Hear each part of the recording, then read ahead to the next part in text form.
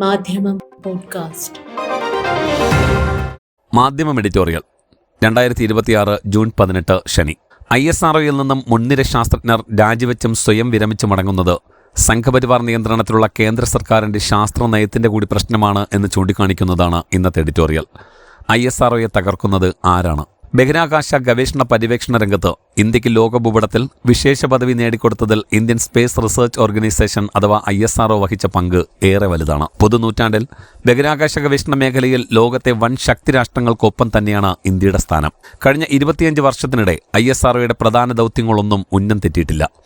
Chandrayaan 1 2028, Mangalyaan 2014, AstroSat 2015, Chandrayaan 3 2023, mission Aditya 2023 തുടങ്ങിയവയുടെ വൻ വിജയ വിക്ഷേപണങ്ങളോടെ തന്നെ ഈ രംഗത്ത് നമ്മുടെ രാജ്യം ആർജിച്ച മികവ് ലോകം കണ്ടതാണ്. സോഫ്റ്റ് ലാൻഡിങ്ങിൽ 2019 ചന്ദ്രയാൻ 2-നുണ്ടായ പരാജയം ഒഴിച്ചു നിർത്തിയാൽ കാൽ നൂറ്റാണ്ടിനിടെ ISROയുടെ നേതൃത്വത്തിൽ നടത്തിയ ബഹിരാകാശ ശാസ്ത്ര പരീക്ഷണങ്ങൾ അത്രയും വൻ വിജയമായിരുന്നു. മനുഷ്യരുടെ ബഹിരാകാശ യാത്രയ്ക്ക് കളമൊരുക്കാനായി ഗഗൻയാൻ ഉൾപ്പെടെ വൻ പദ്ധതികളും ഈ വിജയ തുടർച്ചയിൽ തന്നെ പുരോഗമിക്കുകയാണ്.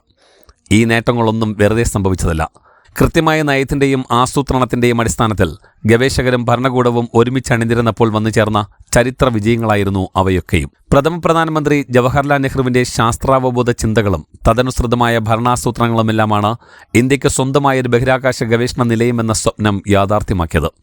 അതോടൊപ്പം ജീവിതം രാഷ്ട്രത്തിനായി സമർപ്പിച്ച പ്രതിഭാശാലികളായ ഒരു കൂട്ടം ശാസ്ത്രജ്ഞരുടെയും എഞ്ചിനീയർമാരുടെയും പരിശ്രമം കൂടിയായപ്പോൾ ഈ മേഖലയിൽ നമ്മുടെ രാജ്യം മുൻനിരയിലെത്തി. എന്നാൽ ഇപ്പോൾ ISROയിൽ നിന്ന് കേട്ടുകൊണ്ടിരിക്കുന്നത് ഈ വിജയത്തിൻ്റെ കഥകളല്ല, കൊഴിഞ്ഞുപോക്കിൻ്റെ ദൗർഭാഗ്യകരമായ വർത്തമാനങ്ങളാണ്. ഏതാനും ദിവസങ്ങൾക്കിടെ മുൻനിര ശാസ്ത്രജ്ഞരടക്കം 100-ലധികം ഉദ്യോഗസ്ഥരാണത്രേ ഇവിടെ നിന്നും VSSC ഉൾപ്പെടെ അനുബന്ധ ഗവേഷണ സ്ഥാപനങ്ങളിൽ നിന്നുമായി രാജിവെച്ചും സ്വയം വിരമിച്ചും മടങ്ങിയത്. ഗവേഷകരുടെയും ഉദ്യോഗസ്ഥരുടെയും കൂട്ടത്തോടെയുള്ള പിന്മടക്കം ISRO എന്ന പ്രസ്ഥാനത്തിന്റെ ദൈനംദിന ജോലികളെയും ഗഗൻയാൻ ഉൾപ്പെടെ അഭിമാന പദ്ധതികളെയുമെല്ലാം സാരമായി ബാധിച്ചപ്പോൾ കേന്ദ്ര ശാസ്ത്ര സാങ്കേതിക വകുപ്പ് മന്ത്രാലയത്തിന് അടിയന്തരമായി ഇടപെടേണ്ടി വന്നു. സ്ഥാപനത്തിൽ നിന്ന് വിടുതൽ തേടുന്നതിന് കർക്കശമായ മാനദണ്ഡങ്ങൾ ഏർപ്പെടുത്തി ശാസ്ത്രജ്ഞരുടെ കൊഴിഞ്ഞുപോക്ക് തടയാനാണ് സർക്കാർ ഇപ്പോൾ ശ്രമിക്കുന്നത്. നമ്മുടെ ബഹിരാകാശ ദൗത്യങ്ങൾ ചന്ദ്രനും ചൊവ്വയുമെല്ലാം കടന്നു മുന്നേറുമ്പോൾ തന്നെ ISROയുടെ ഈ ഇടിച്ചിറക്കം പ്രതീക്ഷിച്ചതാണ്. സർക്കാരിൻ്റെ നയപരമായ വീഴ്ചയാണ് അതിൻ്റെ കാരണം. ഒരു കാലത്ത് ബഹിരാകാശ ഗവേഷണ മേഖലയിൽ ജോലി ചെയ്യാൻ താൽപ്പര്യപ്പെടുന്നവരുടെ ആദ്യ തിരഞ്ഞെടുപ്പ് ISRO ആയിരുന്നു. ചന്ദ്രയാൻ്റെ വിജയ വിക്ഷേപണത്തിന് ശേഷം ഈ പ്രവണത വർദ്ധിച്ചതുമാണ്. എന്നാൽ 2020 ബഹിരാകാശ ഗവേഷണ മേഖല സ്വകാര്യ വ്യക്തികൾക്കും സ്ഥാപനങ്ങൾക്കുമെല്ലാം തുറന്നുകൊടുത്തതോടെ ഈ സ്ഥിതി മാറി. ഈ നയമാറ്റം അന്നേ വിമർശിക്കപ്പെട്ടതാണ്. സ്കൈ റൂട്ട്, അഗ്നിഗുൾ, പിക്സൽ തുടങ്ങി നിരവധി സ്വകാര്യ ഗവേഷണ സ്ഥാപനങ്ങളും സ്റ്റാർട്ടപ്പുകളും ഇന്ന് ഈ മേഖലയിൽ രാജ്യത്ത് പ്രവർത്തിക്കുന്നുണ്ട്. ISROയിലും അനുബന്ധ ഗവേഷണ സ്ഥാപനങ്ങളിലുമെല്ലാം ഉന്നത പദവികളിൽ ഇരിക്കുന്നവരാണ് ഈ സ്വകാര്യ സ്ഥാപനങ്ങളുടെയും തലപ്പത്തുള്ളത്. സ്വകാര്യ സ്ഥാപനങ്ങൾ റോക്കറ്റ് വിക്ഷേപണത്തിനും പര്യാപ്തമായതോടെ പുതുതലമുറ ഗവേഷകർ മാത്രമല്ല, നിലവിൽ ISROയിലെ സുപ്രധാന പദവികൾ വഹിക്കുന്ന ശാസ്ത്രജ്ഞരടക്കം സ്വകാര്യ സ്ഥാപനങ്ങളിലേക്ക് വൻ പ്രതിഫലത്തോടെ റിക്രൂട്ട് ചെയ്യപ്പെടുകയാണ്. ഇത്തരത്തിൽ വൻ കൂടുമാറ്റമാണ് കഴിഞ്ഞ 5 വർഷത്തിനിടെ നടന്നത്. ഈ കൊഴിഞ്ഞുപോക്ക് ISROയുടെ പ്രവർത്തനങ്ങളെ കാര്യമായി ബാധിച്ചു. ഗഗൻയാൻ, PSSLV തുടങ്ങിയ ദൗത്യങ്ങൾ അനന്തമായി നീണ്ടുപോകുന്നതും ഈ പ്രതിസന്ധി മൂലമാണ്. സ്ഥാപനത്തിൽ അവശേഷിക്കുന്ന ഗവേഷകരെ സംബന്ധിച്ച് തൊഴിൽ ഭാരം കൂടിയത് മറ്റൊരു പ്രശ്നമായും തുടരുന്നു. അതുവഴി തൊഴിൽ സമ്മർദ്ദത്താലും പലരും രാജിവെച്ചു പോകുന്നു. ബഹിരാകാശ ഗവേഷണത്തിൽ മുൻനിരയിലുള്ള രാജ്യങ്ങളിലെല്ലാം സ്വകാര്യ കമ്പനികൾക്ക് ഇടം നൽകുന്നുണ്ടെങ്കിലും അത് സർക്കാർ നിയന്ത്രിത ഗവേഷണങ്ങളെ തടസ്സപ്പെടുത്തിയല്ല പ്രവർത്തിക്കുന്നത് എന്ന് കാണാവുന്നതാണ്.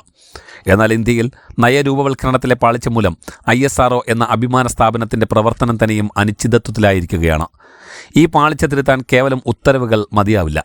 സംഘപരിവാർ നിയന്ത്രണത്തിലുള്ള കേന്ദ്ര സർക്കാരിൻ്റെ ശാസ്ത്ര നയത്തിൻ്റെ കൂടി പ്രശ്നമായി ഈ പ്രതിസന്ധിയെ കാണണം. മോദി സർക്കാർ അധികാരത്തിൽ വന്ന ശേഷം രാജ്യത്തെ ശാസ്ത്ര സമൂഹം പൊതുവിൽ അസ്വസ്ഥരാണ്. ഗവേഷണ ഫണ്ടുകൾ വെട്ടിക്കുറച്ചും മറ്റും ശാസ്ത്ര ഗവേഷണത്തെ സ്തംഭിപ്പിക്കുന്ന സമീപനമാണ് തുടക്കം മുതലേ സർക്കാർ സ്വീകരിച്ചത്. വലിയ പ്രതിഷേധം ഇതിനെ തുടർന്നുണ്ടായി. ബയോടെക്നോളജിയിൽ രാജ്യം കണ്ട മികച്ച ശാസ്ത്രജ്ഞനായ ഡോക്ടർ ഷാഹിദ് ജമീൽ അടക്കമുള്ള ഒരുപിടി പ്രതിഭകൾ സർക്കാർ വിലാസം ഗവേഷണം ഉപേക്ഷിച്ചാണ് ഈ പ്രതിഷേധത്തിന്റെ ഭാഗമായത്. മോദി സർക്കാർ ശാസ്ത്രത്തെ തന്നെ തെറ്റായി നിർവചിക്കുന്നിടത്ത് തുടങ്ങുന്നു ഈ നയവൈകല്യം എന്നതും അറിയേണ്ടതുണ്ട്.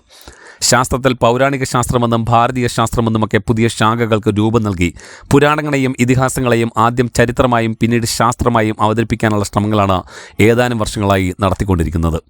അങ്ങനെയാണ് കൗരവർ ടെസ്റ്റ് ട്യൂബ് ശിശുക്കളും സുദർശന ചക്രം പൗരാണിക മിസൈലുമൊക്കെയായി പുതിയ പ്രബന്ധങ്ങൾ അവതരിപ്പിക്കപ്പെടുന്നത്. ഭാരതീയ സംസ്കാരത്തിന്റെ പേരിൽ ഗോമൂത്ര മരുന്നുകളുടെ ഗവേഷണവും മോദി സർക്കാരിന് കീഴിൽ പൊടിപൊടിക്കുന്നുണ്ട്. രാമായണത്തിൽ പ്രതിപാദിക്കുന്ന മൃതസഞ്ജീവനി കണ്ടെത്താൻ ഉത്തരാഖണ്ഡ് സർക്കാർ ചെലവഴിച്ചത് 25 കോടി രൂപയാണ്. ശരിയായ ശാസ്ത്ര ഗവേഷണ സംരംഭങ്ങളെ അട്ടിമറിക്കുന്ന ഇത്തരം പ്രവണതകളുടെ കൂടി പരിണിതിയാണ് ഇപ്പോൾ ISROയിൽ സംഭവിച്ചിരിക്കുന്നത്. ഈ ദുരന്തം ISROയിൽ മാത്രമായി പരിമിതപ്പെടുമെന്ന് കരുതാനും ന്യായമില്ല. മാധ്യമം പോഡ്കാസ്റ്റ്.